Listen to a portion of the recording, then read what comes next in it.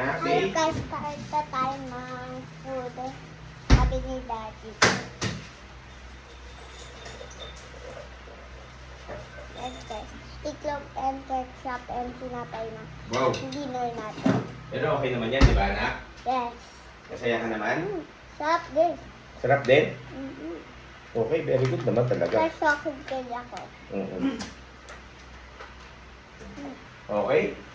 So, here's your... Okay. Okay? Straw hindi na. Yes.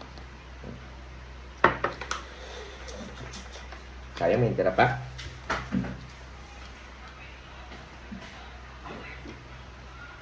So, ano naman pakiramdam ng kumakain ng breakfast na sandwich? Okay na. Okay lang. Oh, sige. Kutsara or straw? So, Okay. So guys, ito po ang straw ni Bella.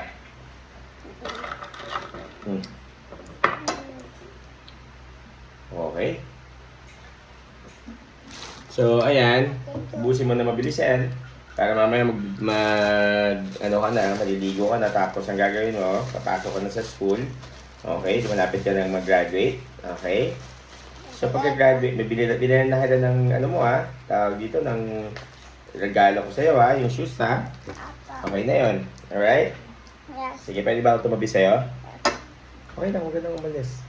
So, wala ka pang suklay-suklay, nag-cellphone ka na agad. So, sige, ito, ano mo? Yan. Si Bella talagang pinaka-legit at pinaka-mataba sa lahat. At saka pinaka-cute. Yan. Saan mukha mo? Daddy. Sige, kain ka lang. Okay. Sarap?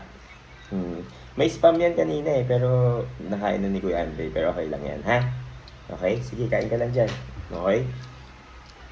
Titignan ko kung ano pa pwede may, Mi! Ma! Hindi na ako magluluto. Meron naman dito yung, yung pork steak at saka yung sinigang. Okay, good. Sige, kain ka lang dyan, anak.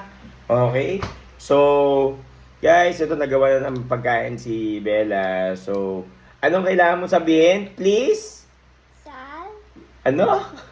Like and... Subscribe. Wow! Bye! Thank you for watching!